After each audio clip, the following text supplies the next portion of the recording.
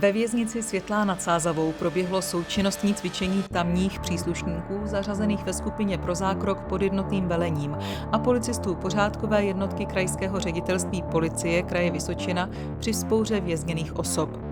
Tématem byly dvě modelové situace. V první se skupina příslušníků obou sborů zaměřila na systematické čištění jednotlivých ložnic v rámci jednoho oddělení, kdy současně došlo k potlačení vzpoury vězněných osob v imitaci noční doby a výpadku elektrické energie.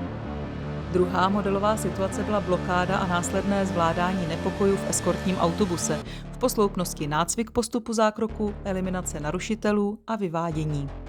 Na obou stanovištích byly situace připravené podle reálných skutečností a tak nechyběl autentický křik, hysterie a dým. Nácviku zákroku pod jednotným velením se zúčastnilo 40 příslušníků věznice, někteří v roli figurantů a 60 policistů pořádkové jednotky kraje Vysočina. Účelem součinnostního cvičení je sladění taktických zásad a postupů při společném potlačování nezákonných vystoupení vězněných osob ve střežené části věznice.